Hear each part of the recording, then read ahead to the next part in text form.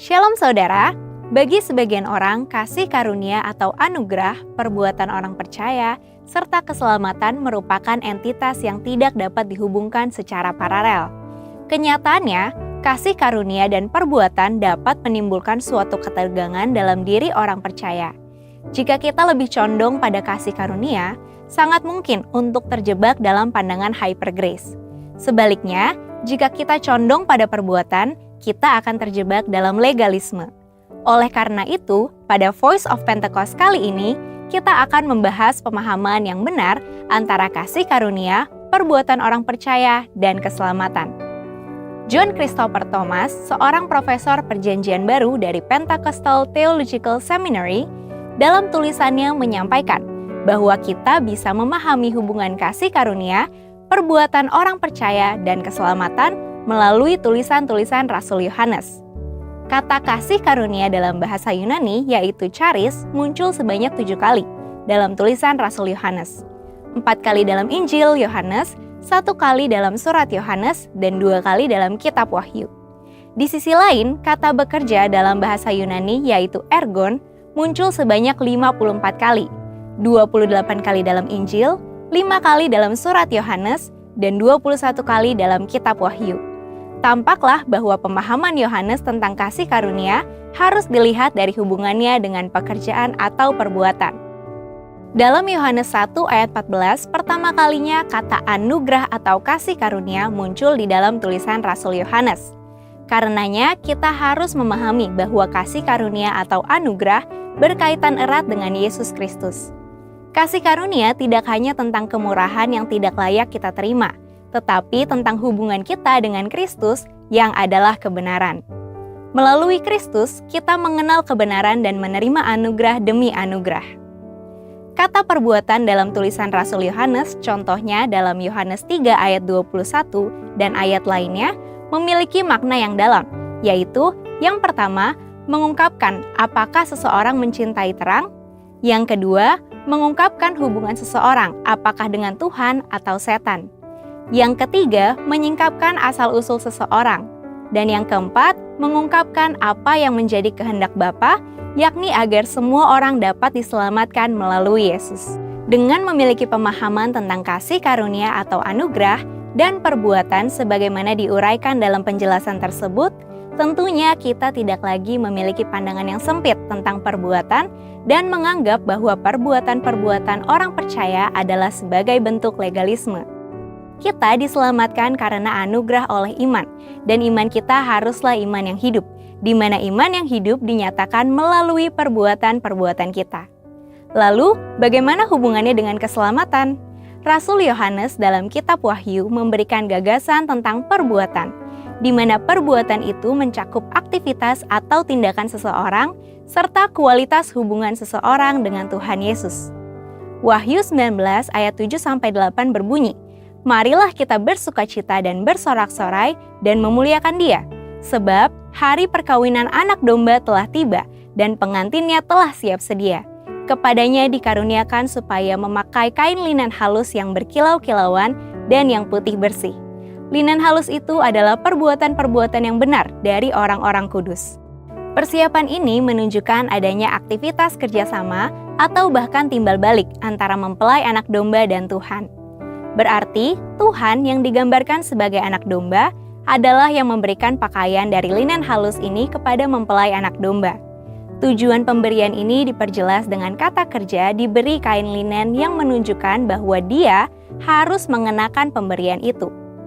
Lebih lanjut, dalam kitab Wahyu, Yohanes menekankan pentingnya perbuatan dalam konteks keselamatan. Kain linen halus yang dikenakan mempelai anak domba menggambarkan perbuatan-perbuatan benar dari orang-orang kudus. Ini menunjukkan adanya kerjasama antara Tuhan dan orang percaya, di mana perbuatan kita yang benar seperti kegiatan kasih, kerja keras, ketekunan, kesabaran, memelihara iman, menaati firman, bersaksi, pelayanan, kemurnian moral, dan lain-lain adalah respon kita terhadap kasih karunia Allah. Iman yang sejati harus diwujudkan dalam tindakan. Yakobus 2 ayat 17 mengatakan, demikian juga halnya dengan iman. Jika iman itu tidak disertai perbuatan, maka iman itu pada hakikatnya mati. Perbuatan benar manusia harus berjalan konsisten dengan perbuatan benar menurut Tuhan, karena tindakan kita mencerminkan Tuhan yang telah memberikan keselamatan. Dalam tulisan Yohanes, tampaknya mustahil untuk memahami keselamatan tanpa perbuatan, karena perbuatan seseorang membuktikan apakah seseorang berjalan dalam persekutuan dengan Tuhan dan saudara seiman atau tidak. Oleh karena itu, kita melihat bahwa perbuatan kita bukanlah legalisme, tetapi bukti dari iman yang hidup, karena iman yang sejati harus diwujudkan dalam tindakan. Saudara, untuk penjelasan lebih lengkap dari tim teologi kami, silakan buka link yang ada di atas atau scan QR Code yang tersedia. Tuhan Yesus memberkati.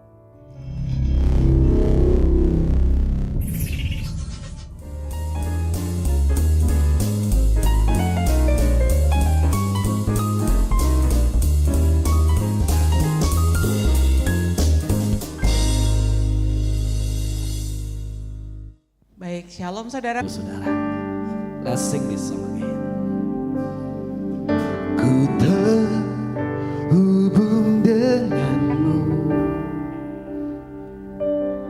selalu melekat di hatimu.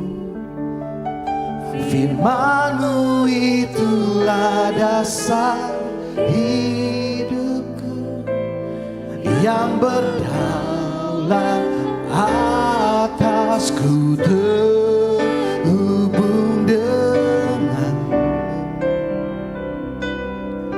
selalu melekat di hatimu.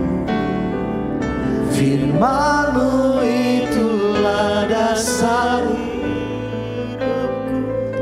hidupku yang berdaulat atasku, terhubung denganmu, selalu melekat di hatimu. Firman-Mu itulah dasar hidupku yang berdaulat atasku, terhubung denganmu. Yes Lord, selalu melekat di hatiku. Firman-Mu itulah dasar hidupku yang berdaulat atasku, terhubung denganmu Tuhan, selalu melekat di hatimu. Firman-Mu itulah dasar hidupku yang berdaulat atasku, terhubung. Mari kita bangkit berdiri bersama-sama, nyatakan selalu melekat di hati. Firman-Mu Tuhan, Firman-Mu itulah dasar hidupku yang berdaulat atasku, terhubung denganmu Tuhan, selalu melekat di hatimu.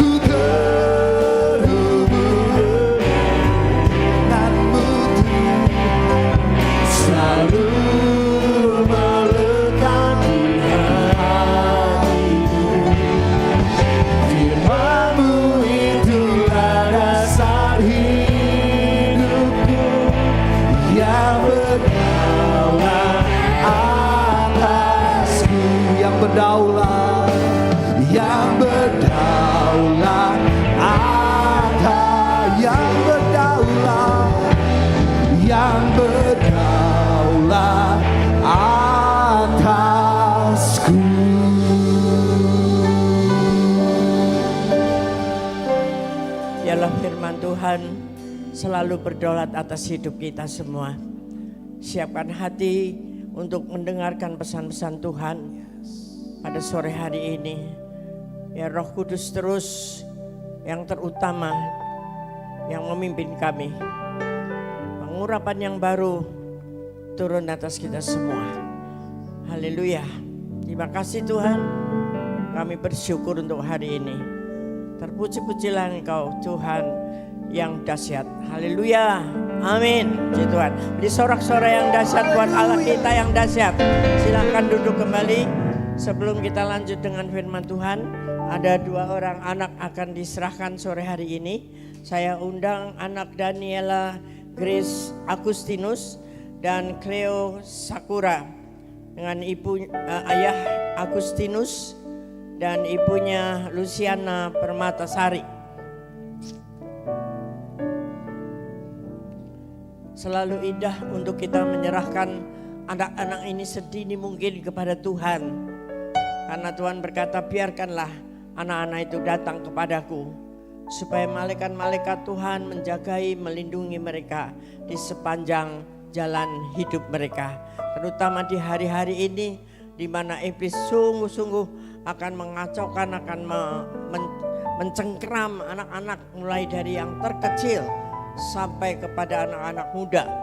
Mari kita perlu menyerahkan kepada pimpinan dan tuntunan daripada Tuhan saja. Terima kasih Tuhan Yesus. Engkau memberkati anak-anak ini Tuhan. Hamba menyerahkan Daniela Grace Agustinus ke dalam tangan-Mu. Kiranya pengurapan yang dahsyat dari Allah Bapa menuntun dan melindungi Engkau, menjaga sepanjang hidupmu, menjadi berkat bagi anak-anak yang lain. Kesehatan yang sempurna turun atasmu di dalam nama Tuhan Yesus Kristus. Juga untuk Cleo Sakura, Tuhan memberkati, melindungi, menjagai pertumbuhanmu, dipegang oleh Roh Kudus sendiri. Biarlah kuasa Tuhan turun atasmu, menjadi anak yang dipakai oleh Tuhan di masa depanmu, menjadi contoh, menjadi teladan bagi anak-anak yang lain. Kekuatan, kesehatan, akal budi, kepandaian terus diberikan secara spesial. Pakai ibunya Tuhan khususnya untuk boleh mengarahkan anak-anak ini menjadi anak yang takut akan Tuhan.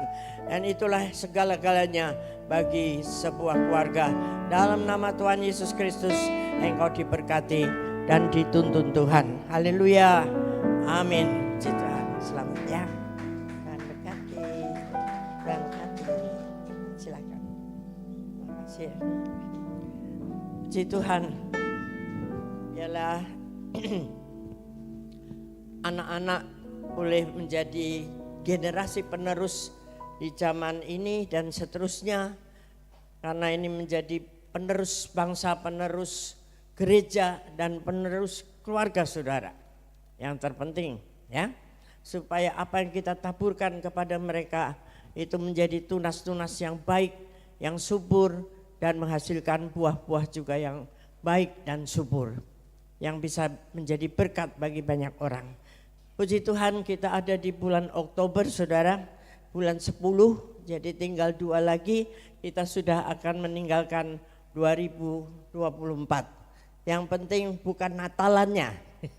2 bulan lagi berarti Desember selalu pikirannya wah Natalan lagi. Tetapi yang terpenting apa yang jadi tema kita, bangkit jadi teranglah. Jawablah itu, apakah sudah kita lakukan selama 10 bulan ini? Itu pertanyaannya. Apakah kita sudah memenangkan jiwa-jiwa untuk Tuhan selama 10 bulan ini? 2024. Masih ada 2 bulan lagi sebelum temanya berganti saudara. Nggak tahu nanti tema ganti apa. Setelah kita menjadi terang, kita akan menyelesaikan amanat agung Tuhan, menjadikan semua bangsa muridku. Dan pada bulan Oktober ini, tema kita di Pondok Gede ini adalah memuridkan. Menjadi murid untuk memuridkan. Kenapa harus memuridkan? Supaya menjadi dewasa, supaya menjadi lebih pintar secara rohani tentu saja. Kenapa kita menyekolahkan anak-anak kita? Supaya anak-anak itu lebih pintar dari tahun ke tahun. Betul? Katakan amin. Amin. Tidak punya duit sampai cari-cari kemana-mana untuk bisa supaya anak-anak itu sekolah. Ya, dan tidak mungkin kalau satu anak itu sekolah di beberapa sekolah, ya kan? Kalau masih SD, masih SMP, masih SMA, pasti tertanam di satu tempat. Itu sebabnya kalau saudara ingin bertumbuh, engkau juga mesti ada di satu tempat. Tidak bisa mencok sana, mencok sini, ya. Walaupun mungkin ada tempat yang sangat indah, yang lebih menyenangkan dengan LCD, dengan AC yang sampai kedinginan gitu, ya. Tapi memuridkan, menjadi murid itu yang menjadi tujuan utama. Amanat Agung mengatakan di Matius 28, 19-20, pergi jadikan semua bangsa. Siapa? Jadi apa? Murid. Bukan menjadi anggota gereja. Nggak cukup sampai di situ. Pergi jadikan semua bangsa muridku. Kunya itu besar, saudara. Murid siapa? Murid Tuhan. Terutama kita dulu harus jadi murid supaya kita bisa memuridkan. Gitu. Jadi artinya mari kita mengajak kita semua untuk maju terus. Tema kita yang utama adalah berjaga-jaga. Di bulan Agustus saya sampaikan tentang berjaga-jaga, lalu subtemanya adalah masuk terus dalam hadirat Tuhan. Hadirkan Tuhan di mana saja di dalam hidup ini. Kenapa saudara hari ini kita belum bicara tentang visi yang dari Pak Niko? Karena kemarin kita belum bertemu dalam MDPJ. Tapi baru Sabtu yang akan datang, karena beliau sedang ada acara besar di Amerika bersama dengan Bapak Rubin Adi juga. Oh ya, saya lupa, hari ini itu tanggal 6 Oktober, pas juga kebetulan ini adalah hari ulang tahun GBI kita. GBI bukan yang Pak Niko doang, tapi seluruh GBI seluruh Indonesia dan internasional. Boleh ditayangkan flyer yang HUT GBI? Ulang tahun 6 Oktober, tadi pagi sudah ada. Pas hari ini saudara. Jadi kalau kita bicara tentang Gereja Bethel Indonesia, kita harus bangga saudara. Karena gereja ini bertumbuh cepat. Usianya hari ini 54 tahun. Dan itu belum terlalu lama, gereja-gereja lain ratusan tahun. Tetapi punya gereja, punya jemaat, itu sudah sekitar 7.000-an. 7.000-an. Yang akan digapai itu sampai sebelum Tuhan datang menyelesaikan amanat agung itu, kita mau menggapai 10.000 jemaat. Dan itu sebabnya belakangan ini kita melihat GBI di mana-mana saudara. Bahkan di satu mall atau satu gedung bisa ada 2 atau 3 GBI. Di mall kita ini aja ada 3 GBI. Ya, sehingga akhirnya, nah ini ya, selamat ulang tahun Gereja Bethel Indonesia. Ini yang seluruh dunia Indonesia, bahkan di bangsa-bangsa. Ke-54 dengan misinya adalah sinergi gereja bersama-sama gereja lokal GBI dalam menuntaskan amanat agung, menjangkau yang belum terjangkau. Kalau bahasa kerennya itu reach everyone. Itulah yang menjadi visi daripada GBI ini. Karena perkembangannya yang begitu cepat sehingga ada beberapa oknum yang kebablasan saudara. Ya, sampai akhirnya menimbulkan keviralan akhir-akhir ini dengan beberapa hal-hal yang kurang enak didengar. Tetapi itu bukan menjadi sifat atau karakter GBI seluruhnya. Tapi itu hanya oknum-oknum tertentu, GBI tertentu. Ya, jadi saudara tidak usah khawatir di dalam kita bergereja karena kemajuan GPI itu luar biasa. Di mana-mana pasti ada GPI. Kalau dulu-dulu nggak ada, saudara. 30 tahun yang lalu belum tentu ada GPI di pelosok-pelosok. Tapi sampai hari ini di pelosok Kalimantan ada, di pelosok Samosir ada. Bahkan IKN sudah ada, saudara. Bahkan itu milik Rayon 5. Rayon 5 ada sudah seperti KUL ya, Komsel itu sudah akan bergabung dengan kita. Dan salah satu dari hamba Tuhan di Rayon 5 ini sudah sampai di sana, saudara. Jadi luar biasa kita mengembang ke kanan dan ke kiri untuk menyelesaikan amanat agung Tuhan. Katakan amin. Nah makanya dari itu jangan gampang kita dibuai atau disesatkan dengan berita-berita yang viral tentang perpuluhankah. Ya, di minggu lalu Pak Irwan pagi menyampaikan bahwa dia punya jemaat bertambah banyak, sangat banyak, mungkin ada 100 lebih. Tetapi perpuluhannya menurun, saudara. Jadi ini kontradiksi. Nah oleh karena mendengar itu sehingga saya terpacu untuk meneliti coba di kita ini gimana. Ternyata ada juga memang penurunan, saudara. Ya si A yang misalnya tadinya segini dia turunin segini. Saya nggak tahu apakah itu memang karena dia punya income menurun, ya atau kebutuhannya sangat banyak, tidak apa-apa. Ya tapi tetap kita jangan terusik oleh suara-suara yang bising di luar. Itu kalau saya bilang suara iri, ya dengan perkembangan GBI yang luar biasa. Jadi motonya kita begini aja, gak usah bilang perpuluhan lah. Kita bilang aja itu mengembalikan sebagian daripada berkat yang Tuhan beri kepada kita. Amin. Amin.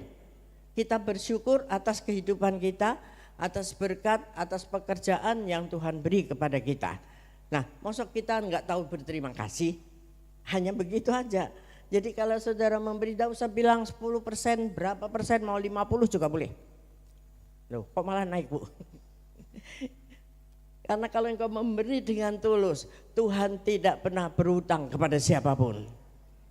Mana aminnya? Yang mau diberkati Tuhan, amin. Yuk kita baca sekarang 2 Samuel 6. 2 Samuel 6 ayat 10 sampai 12. 2 Samuel 6 ayat 10 sampai 12, ayat-ayat pertama ini mari kita baca bersama-sama. 1, 2, 3. Sebab itu Daud tidak mau memindahkan tabut Tuhan itu ke tempatnya, ke kota Daud, tetapi Daud menyimpang dan membawanya ke rumah Obed-Edom orang Gad itu. 3 bulan lamanya tabut Tuhan itu tinggal di rumah Obed-Edom orang Gad itu, dan Tuhan memberkati Obed-Edom dan seisi rumahnya. 12.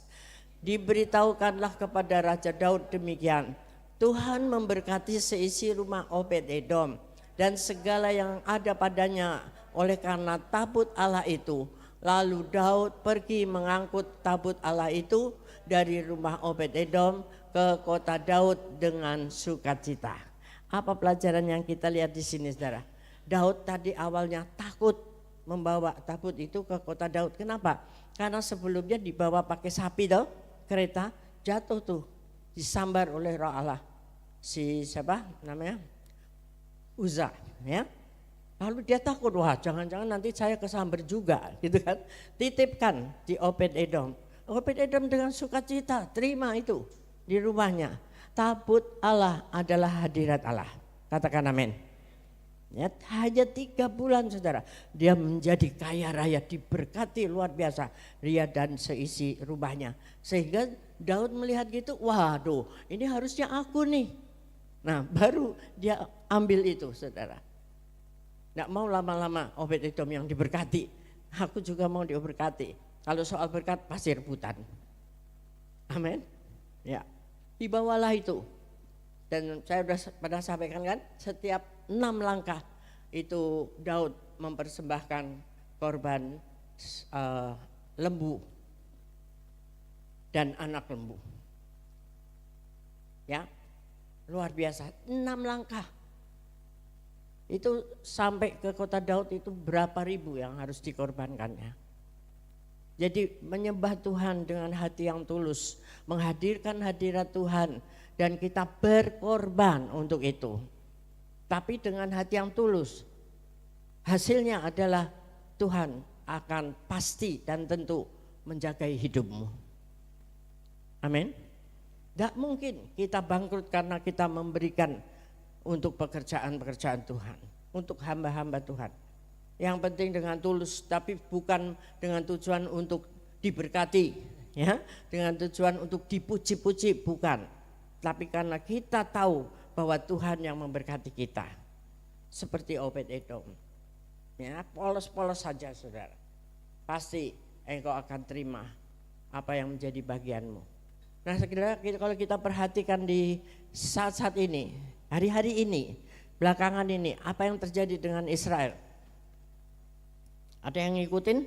Atau masa bodoh lah itu nun jauh di sana, aku di Pondok Gede, tenang-tenang, aman-aman saja. Ada apa di Israel? Halo? Hah? Perang ya? Perang toh? Ya. Yang terakhir siapa yang nyerang? Iran. Ya, berapa rudalnya saudara? 300-an ya. 300-an. Jadi perangnya sekarang itu enggak seperti zaman dulu pakai tank-tank, ya tembak-tembak begitu, wah katrok itu saudara. Ya, sekarang itu canggih. Karena teknologi bertambah tinggi. Ya, pakainya drone, pakainya rudal, dan drone itu luar biasa saudara. Tapi 300 itu hanya beberapa yang bisa meledak. Karena Israel punya senjata penangkisnya. Bangsa Israel tidak bisa dipungkiri, bangsa pilihan Allah. Yang setuju katakan amin. Apapun yang terjadi dengan Israel, Tuhan memberi hikmat. Dia punya peralatan yang sangat dahsyat. Tidak hanya Iron Dome. Iron Dome itu seperti apa? Bunker ya. Bunker itu kalau ada sesuatu di langit dia bisa keluar sendiri untuk menangkis itu. Nah, saya baru dengar kemarin, mendengarkan cerita di sebuah YouTube. Jadi Iron Dome itu yang paling dekat saudara, untuk jarak yang hanya 200-300 kilometer. Lalu di atasnya itu dia punya lagi ternyata, itu namanya David Sling, ketapel Daud punya lagi itu. Itu jaraknya lebih jauh lagi. Berapa itu? 1000 kalau nggak salah. Yang menengah 1000 kilometer bisa menangkis itu. Dan yang paling topnya adalah arrow. Arrow itu panah. Itu bisa sampai 2500 kilometer. Jadi kalau dari jarak dari Israel ke Iran nggak sampai segitu. Dia bisa jemput itu. Ya, jemput tuh senjata-senjata Iran itu. Jangankan deket ke dia. Baru keluar dari negaranya udah sabet. Jadi kalau kita dengarkan TV-TV yang dari sini itu bohong saudara. Ya, dengar yang dari luar dong. Ya, tidak ada kerusakan parah di Israel. Percayalah, karena Allah kita dahsyat, janjinya sempurna. Ya dan amin, bahwa Israel diberkati Tuhan. Israel adalah biji mata Allah. Nah, kita siapa? Kita ini siapa? Israel rohani. Terapkan dirimu sebagai Israel rohani yang engkau juga pasti akan dibela oleh Tuhan. Nah, redup-redup kan aminnya. Ragu-ragu. Mana? Ya tapi kau harus hadirkan hadirat Tuhan terus. Berjaga-jaga menunggu menanti kedatangan Tuhan yang kembali kedua kali, sambil kita terus ada dalam hadirat Tuhan. Sehingga tetap menjadi terang, ya, karena kedatangan Tuhan seperti pencuri bulan Agustus kemarin saya sampaikan di waktu malam. Nah, kita dikatakan di 1 Tesalonika 5 itu ayat 1 dan seterusnya, kita anak-anak terang, anak-anak siang. Jadi artinya kita ini menjadi terangnya Allah.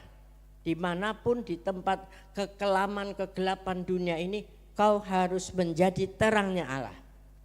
Sehingga Tuhan akan bela kita apapun yang terjadi. Katakan amin. Ya, jadi ada prediksi-prediksi ke depan, kengerian-kengerian, entah itu megatrust, entah itu krisis ekonomi, udahlah kalau itu terjadi terjadilah. Tapi kita hanya fokus menanti-nantikan Tuhan dengan janji-janjinya yang sempurna bahwa Israel dibela dan dijagai Tuhan. Yang penting jangan bikin dosa lagi. Bersihkan hidup kita di hadapan Tuhan, menjadi penyembah-penyembah yang benar di hadapan Tuhan. Hadirkan tabut Allah, berkat turun. Amin. Setuju? Sudah mulai ya? Sudah melakukan bersama-sama? Nah, supaya kita ini jangan terus ada di dalam masalah terus, ya ada di dalam sakit penyakit terus. Kalau sekali-kali kita menghadapi sakit penyakit, seizin Tuhan menjadi satu proses bagi kita, nggak apa-apa. Ya, tapi tetap seperti Ayub, jangan pernah bersalah melalui mulut kita. Sehingga Ayub akhirnya happy ending, double porsi semuanya. Tuhan kasih lagi anak-anak yang lebih cantik. Tuhan kasih lagi ternak-ternak, harta benda 2 kali lipat. Semua dikembalikan Tuhan berlipat kali ganda. Hal yang seperti itu tidak hanya ngomong saja. Saya pernah mengalami hal seperti itu, saudara. Ketika belum melayani sebagai hamba Tuhan tentu aja. Kehidupan kami sangat baik. Tapi saat itu almarhum suami sedikit terganggu dengan keadaan dari bosnya. Sehingga dia mbak betah, padahal pekerjaan sangat bagus. PT Daihatsu Indonesia, semua dijamin. Ada Pak Woni di sini juga tahu ya, luar biasa dalam keadaan sangat baik. Tapi dia terpicu oleh omongan bos, pindah aja ikut saya secara pribadi. Lalu akhirnya kecewa dengan pabrik yang lebih kecil, ya milik pribadi. Sehingga semua yang dijanjikan meleset. Akhirnya kita ambil tawaran untuk jauh merantau ke Palu, saudara. 1 tahun di sana, waduh itu kawah candra di muka. Kita pergi meninggalkan rumah dan semua harta benda yang bisa dijual. Ada sebagian yang kita punya dari persekutuan doa kita di situ, di rumah, kasih ke gereja tempat kita dulu beribadah, bersih semua, serumah kosong dikontrakin orang. Janjinya 2 tahun, baru 1 tahun gak tahan. Itu pun harusnya 3 bulan sudah mau minta pulang. Tapi karena saya terus bertahan, ya bagaimana anak sekolah masuk motong 3 bulan aja terus langsung balik, enak sekali. Karena sangat banyak hal terjadi. Istilah proses habis-habisan kita, saudara. Ya, pernah sampai mau dikeroyok TNI karena menuduh orang mencuri si bapak itu. Akhirnya kita yang maju, dia pulang kampung ke Jakarta, saudara. Nah setelah itu akhirnya kita sudah selesai 1 tahun, rumah dikontrakin 2 tahun, jadi 1 tahun kita nggak punya rumah. Kita kontrak rumah orang lain. Lucu sekali, saudara. Nggak punya mobil, nggak punya pekerjaan. Saya kalau jemput anak sekolah waktu itu masih dekat di Pamardi, naik sepeda dan kadang-kadang air mata keluar. Tengah terik seperti itu, rumah kontrak, rumah orang, jalan kaki, ngangkat sepeda gitu. Tapi dengan terus kita mengakui di hadapan Tuhan, itu semua karena kesalahan keputusan yang terlalu buru-buru. Tapi di sana pun saudara, itu supermarket yang kita kelola, milik masih saudara. Tadinya 2 ruko, ketika kita datang jadi 4. Oh itu perjuangan luar biasa. Dijanjikan tinggal di satu rumah berbeda, tapi akhirnya dengan kesibukan yang padat, nggak bisa jauh-jauh, tinggal di situ di atas. Waktu pembangunan debunya kayak gunung meletus, saudara. Saya terus dipasang di kasir, karena itu mafia semua di situ. Pasang di kasir tanpa gaji. Udah bawa buku banyak tuh mau buka kursus bahasa Inggris. Tapi ngongkosin doang, dibongkar dari dosnya aja enggak, saudara. Sampai terus tiap hari kita bergumul seperti itu. Ya udah nikmatin aja. Tapi puji Tuhannya apa? Jam 10 malam itu seminggu sekali kita bikin persekutuan doa. Hadirkan hadirat Tuhan. Karena di sana banyak orang Kristen, banyak bule-bule, saudara. Kalau kita pasang kaset-kaset rohani itu di supermarket, mereka banyak bertanya, ini beli di mana? Ya dari Jakarta, di sana nggak ada toko buku. Kalau mau pesen dong, titip, katanya, ambil aja. Jadi saya bawa banyak, bagi. Akhirnya persekutuan kita tengah malam, saudara. Jam 10 sampai jam 12 malam. Awalnya hanya keluarga kita dan beberapa karyawan. Akhirnya sepanjang jalan itu toko-toko satu dengan yang lain mereka hadir datang sekitar 40 orang berkumpul tengah malam. Karena toko tutup jam setengah 10. Nah itu yang kita taburkan sampai kita panggil hamba Tuhan itu dari sini, dari Pondok Gede ini. Pasti saya tahu kalau saya sebutkan. Saya panggil ke sana untuk bikin KKR. Banyak yang disembuhkan, banyak yang dijamah orang. Jadi kita meninggalkan sesuatu yang rohani, yang indah di hadapan Tuhan. Waktu itu pemiliknya tuh masih, aduh luar biasa. Kalau hari Minggu dia datang karena tinggalnya di Manado, janjinya bangunin ya ke gereja. Nanti sudah waktunya nggak jadi pergi. Itu aja terus. Tapi saya berkata, satu hari kamu akan jadi hamba Tuhan. Dan itu terjadi sekarang, saudara. Sudah terjadi lama. Sudah pernah khotbah di sini. Sudah lama tapi, ya. Itu saudara. Jadi apapun dimanapun, waktu kita baru awal-awal menikah, belum punya rumah, kita kontrak rumah di Jelambar, selalu buka rumah untuk menghadirkan hadirat Tuhan. Bikin seperti persekutuan doa, belum GBI waktu itu. Nah inilah sebabnya makanya kita tuh hari-hari ini menjadi murid dan memuridkan. Mau dimuridkan dan kita akhirnya memuridkan orang lain. Supaya apa? Tumbuh dewasa, menjadi berkat, menjadi orang-orang yang tidak terpengaruh oleh keadaan. Tidak gampang imannya tuh kendor. Ada masalah sedikit, wah udah nggak jadi deh. Ya, nah, itu kita bisa lakukan di kelompok-kelompok kecil. Maka dari itu kita menghimbau saudara yang belum berkul, mari ikutlah kul. Ya, kalau waktu itu milik yang kita bisa mengaturnya. Kalau enggak mau yang malam, di gereja ini siang ada, jam 1 ada kul di sini di bawah. Jadi bulan ini nanti kita ada kul campaign namanya, kampanye untuk kul. Artinya mendekati saudara jemaat-jemaat yang belum berkul, apakah perlu penjelasan, apakah perlu solusi apa yang baik, atau mungkin saudara rindu buka rumahmu seperti Obed Edom, menjadi tempat-tempat untuk kul. Karena jauh, sono jauh sini semua jauh, buka aja sendiri di rumah. Ya, nanti siapa tetangga kita ajak siapa aja.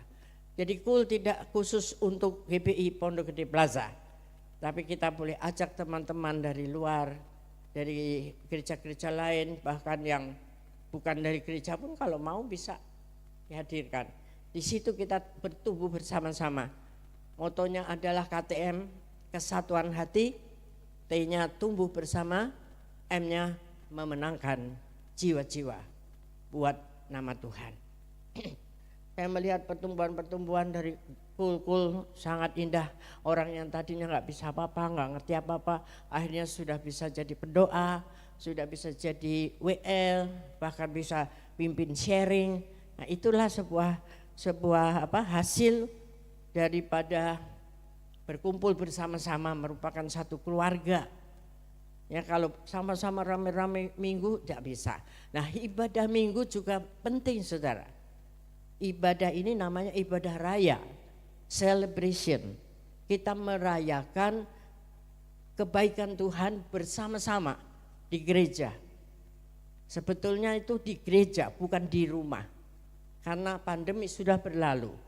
Tapi ada yang kebablasan terus lebih suka dengan handphonenya. Sambil tiduran makan kuaci. Apakah itu bisa menikmati hadirat Tuhan yang sama ketika kita hadir di sini? Pastinya tidak. Kalau saudara bilang bisa, omong kosong. Pasti ada beda. Ya, mari kita hargai ketika saat pandemi kita berdoa nangis-nangis minta Tuhan, ayo bukakan lagi gereja Tuhan. Sehingga gereja sudah selesai, sudah dibuka, tapi tetap madol aja di rumah. Apa namanya itu? Mager. Apa mager? Males gerak itu. Enggak ada di sini, enggak ada. Di tempat-tempat lain ada. Kadang-kadang ada juga. Enggak usah ngaku deh, ngaku sama Tuhan aja. Ya, jadi ibadah raya itu penting, celebration bersama-sama. Kita bersuka cita bersama-sama. Kita mendapatkan pengurapan daripada Roh Kudus yang diturunkan. Kalau sendirian di rumah ya tepuk tangan sendirian itu ya. Terus nangis-nangis sendirian. Kalau nangis sendirian masih lumayan. Kalau tertawa sendirian itu lebih berbahaya lagi. Mari kita lihat ayat dari Kul ya. Kisah 2 ayat 46-47. Kisah Rasul 2 ayat 46-47. Ini ayat-ayat Kul, saudara. Mari satu-satu kita baca dengan perlahan-lahan supaya kita lebih ingat lagi apa sih sebetulnya perlunya apa di Kul ini. Dengan bertekun dan dengan sehati mereka berkumpul tiap-tiap hari dalam bait Allah. Tidak perlu tiap-tiap hari. Itu zaman itu tiap-tiap hari karena mereka dekat tinggalnya dan gereja juga belum ada ya. Berkumpul bersama-sama di dalam bait Allah. Nah, mereka memecahkan roti di rumah masing-masing secara bergilir. Jadi ini pindah, boleh aja. Tapi enggak pindah juga enggak apa-apa. Dan makan bersama-sama dengan gembira. Garis bawahi, dengan gembira. Makan enggak makan asal ngumpul, gembira. Mau makan kerupuk, makan kacang, ya, dengan tulus hati. Jadi kita datangnya bukan fokus untuk makanannya apa di sana. Ada orang-orang yang pindah dari kul satu ke kul lain. Ini pasti tidak akan bertumbuh. Tidak akan bisa bertumbuh. Tadi saya berikan contoh misalnya pohon ini ditanam di pot. Lalu setiap minggu kita pindahkan ke pot yang lain. Ya, walaupun pot itu lebih bagus, lebih indah, tanahnya lebih subur, pasti dan tentu dia mati, saudara. Meninggal, wafat. Karena cabut lagi, akar mau bertumbuh, cabut lagi. Ya, itu sudah tujuannya bukan rohani. Terus berikutnya ayatnya sambil memuji Allah. Jadi kegiatannya adalah memuji Allah, bukan arisan, bukan gosipin orang. Ya, dengan sukacita tadi, ya, memuji Allah dan mereka disukai semua orang. Ini yang penting. Ketika kita ada di kul itu orang senang.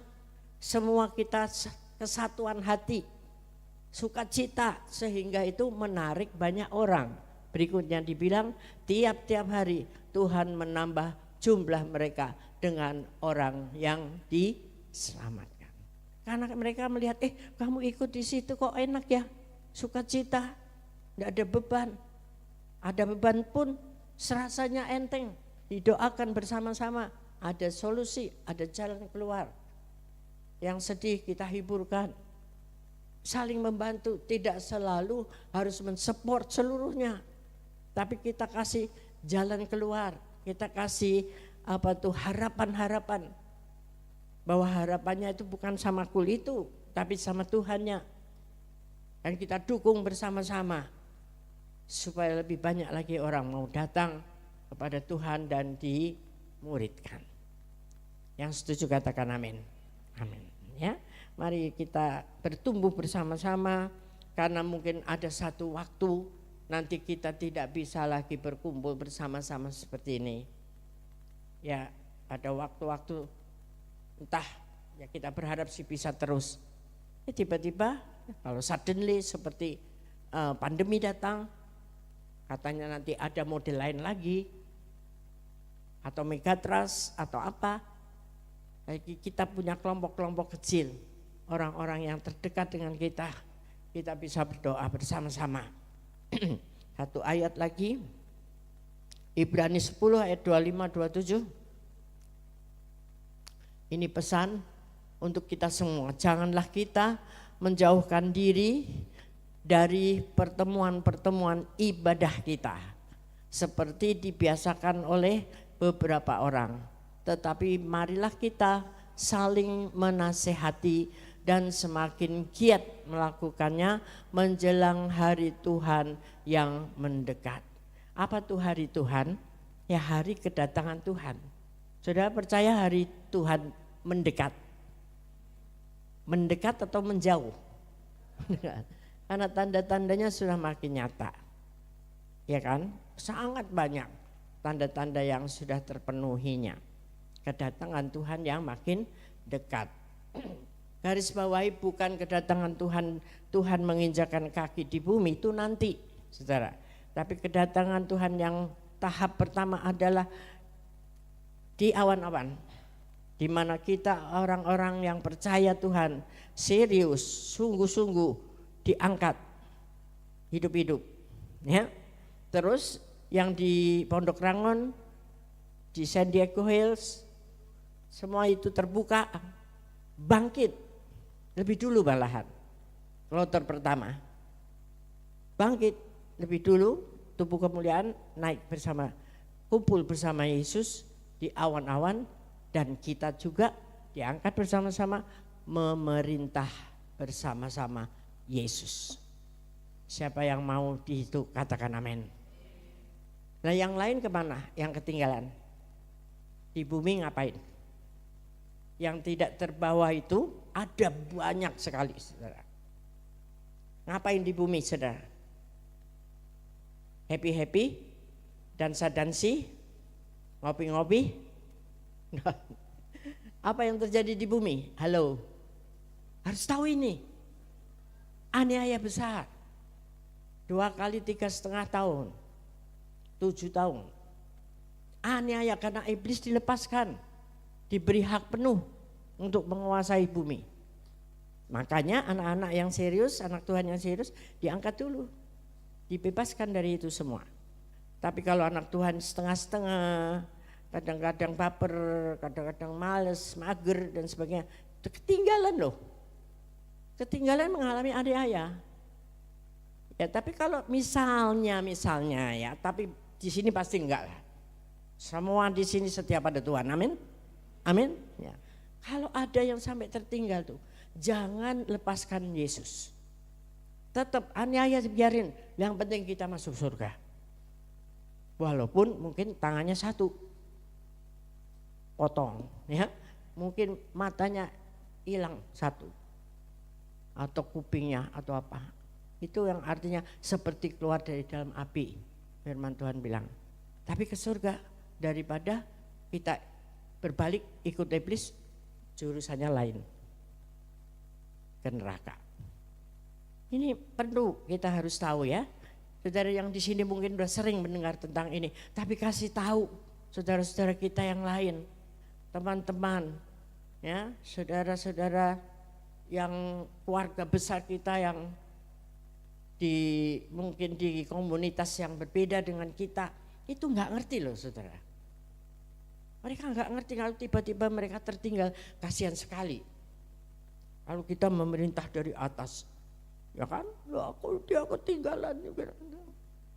Tuhan bilang kalau kita tidak memberitahukannya itu tertanggung atasmu. Hari ini mari kita menjadi orang-orang yang mengabarkan Injil pada siapa yang kita temui. Reach everyone, menjangkau setiap orang yang belum terjangkau. Sedikit lagi ya, entah kapan itu, tapi batasannya ini masih waktu menurut Pak Niko dan beberapa hamba-hamba Tuhan lain. Sama dapatnya 2033, kemarin Anto juga dari Korea sama ya 2033 itu masa di mana kita berebut adu cepat dengan iblis. Karena iblis menurunkan jenderal-jenderalnya. Nah kalau kita letoy-letoy, babat semua saudara. Sampai hamba-hamba Tuhan sekalipun yang kelas kaliber jatuh dalam dosa. Itu perlunya saudara mari berdoa untuk para pemimpin. Berdoa untuk pemerintah-pemerintah. Khususnya pemerintahan di daerah kita ini. Sebentar lagi pilkada, jangan sembarangan kita lepaskan begitu aja. Kita terus doakan supaya pilihannya tepat. Bukan kita minta anak Tuhan, enggak, tapi orang yang takut akan Tuhan. Itu aja. Kalau takut akan Tuhan, dia tidak korupsi. Kalau takut akan Tuhan, dia tidak akan melarang ibadah orang-orang lain. Kan? Masalah kita ibadah-ibadah susah. Tapi di Amerika punya masalah sendiri. Kalau saya sering mendengar hamba Tuhan yang di Amerika, masalahnya adalah mereka harus menghalalkan dan menerima LGBT. Antara lain LGBT. Kalau tidak mau menikahkan mereka, itu bisa masuk penjara dan gereja akan ditutup. Itu masalahnya, beda dengan kita. Lebih berat karena ini udah jelas kita nggak cocok, tapi harus terima itu.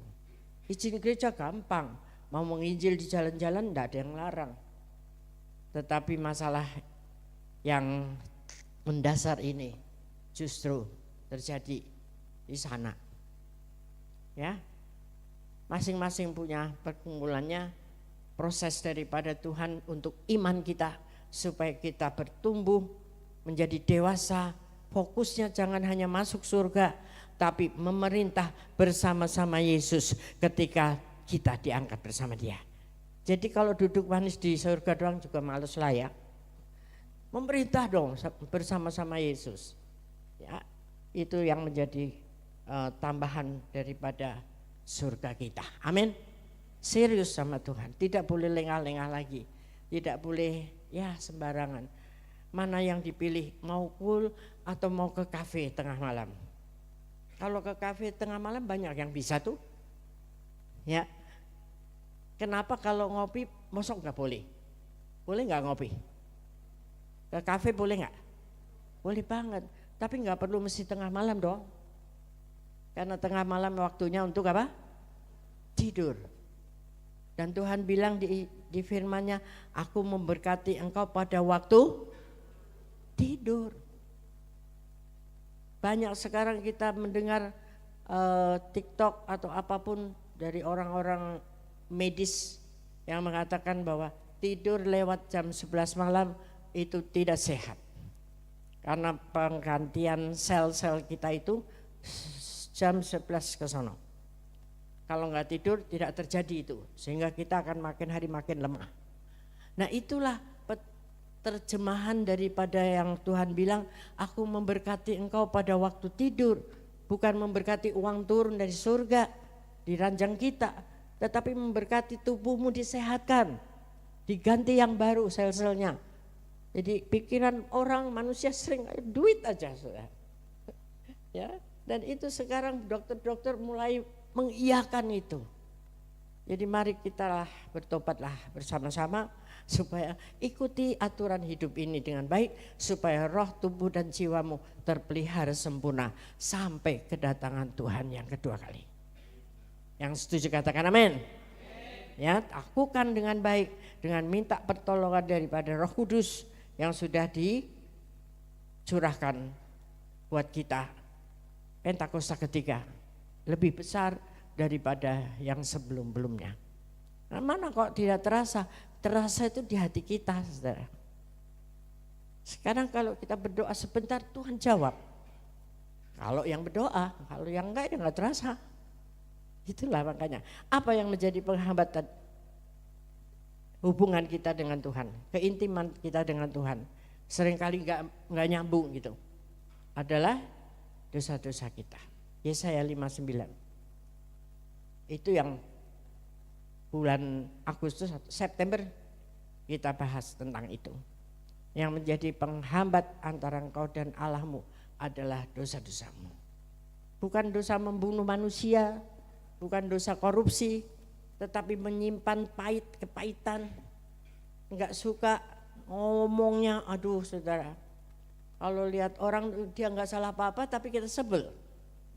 Ya itu ya yang menerima penyakitnya kita, menjadi penghambat antara kita dengan surga.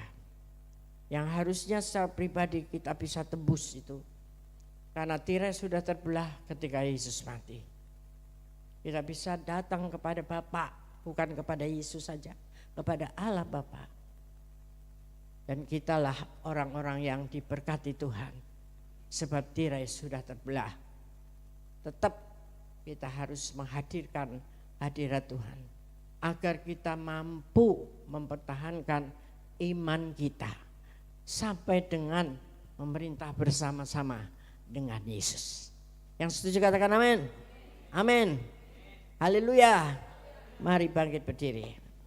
Siapkan hati kita untuk perjamuan kudus, bukan rutinitas tapi sungguh-sungguh mengagumi, menghormati, menghargai penderitaan Yesus. Jangan sampai perbuatan-perbuatan kita menyalibkan Tuhan kedua kali untuk menebus kita lagi dan lagi dan lagi. Mari akui dan jangan berbuat lagi, jangan berbuat dosa lagi.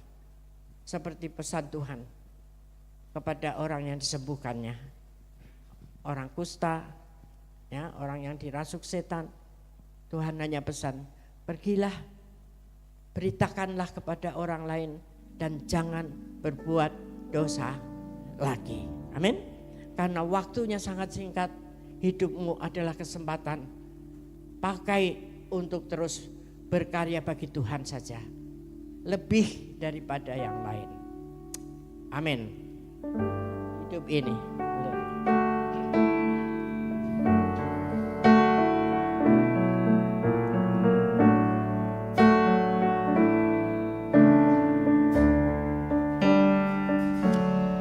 Hidup ini adalah kesempatan.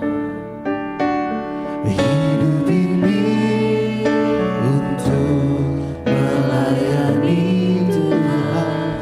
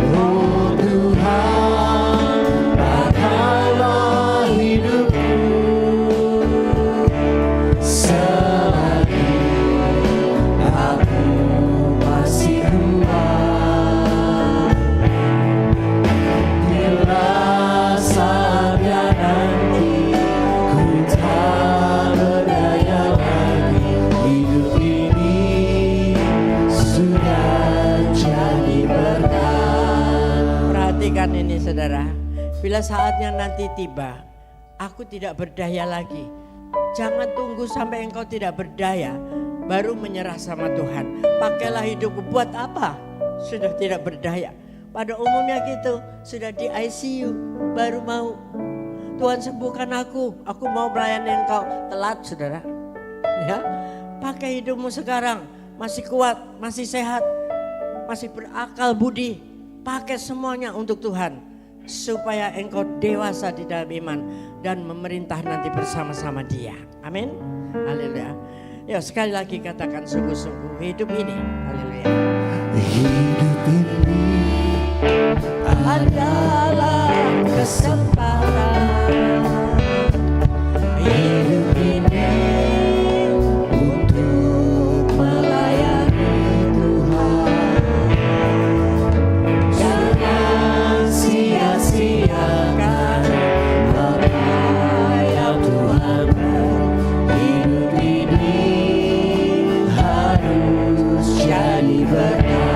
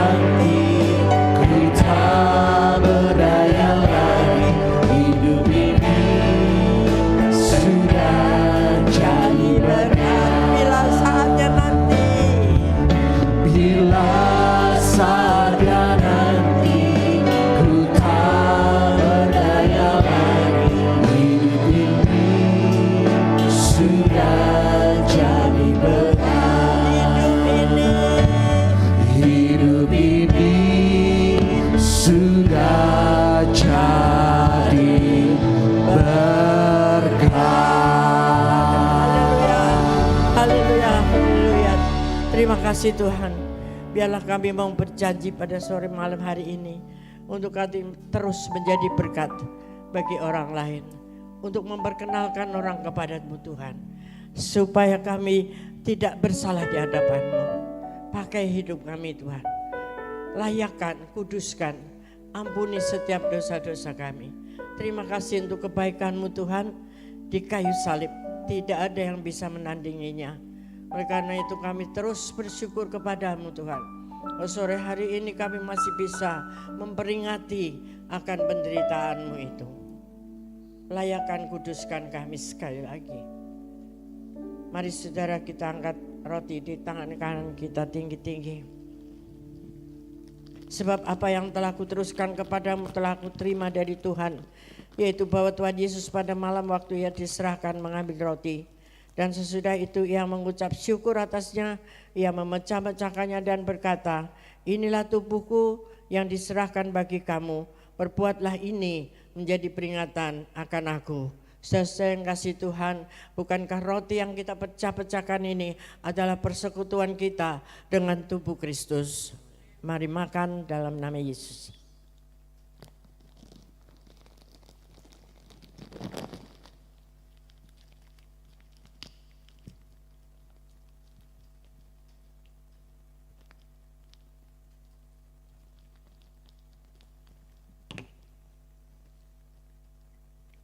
Angkat cawan tangan kanan tinggi-tinggi.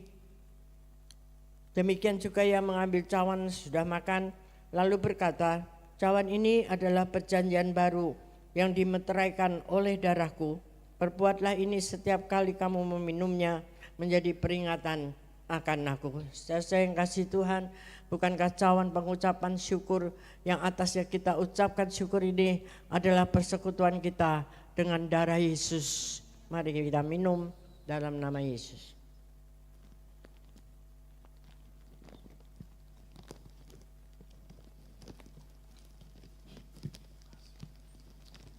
Haleluya, terima kasih Tuhan. Naikkan syukur kepada Tuhan dengan kata-kata saudara. Bersyukur atas kebaikan Tuhan, atas penebusan Tuhan, atas kami semua. Terima kasih Tuhan. Terima kasih Yesus. Terima kasih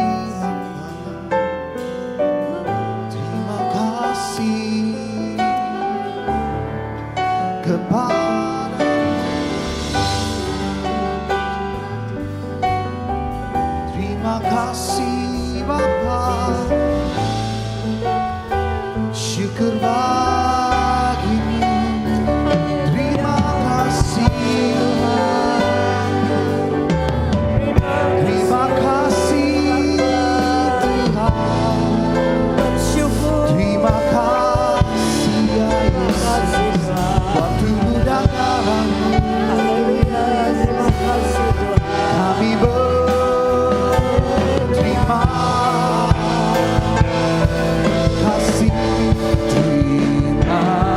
kasih Yesusku. Terima kasih Yesusku. Puji syukur hanya bagi Tuhanku. Terima kasih Yesusku. Terima kasih Yesusku. Puji syukur hanya bagi Tuhanku. Terima kasih Yesusku. Terima kasih Yesusku. Puji syukur hanya bagi Tuhanku. Terima kasih Yesusku. Terima kasih Yesusku. Puji syukur hanya bagi Tuhanku. Puji syukur hanya bagi Tuhanku. Puji syukur hanya bagi Tuhanku.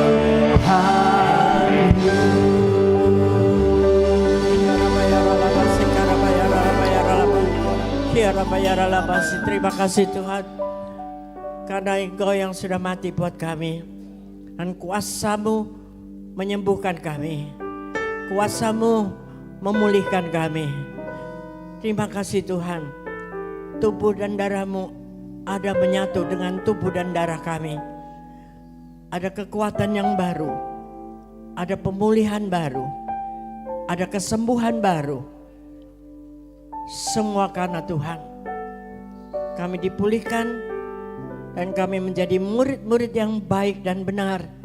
Dan kami akan mencapai surga dan memerintah bersama-sama dengan Yesus di awan-awan yang permai.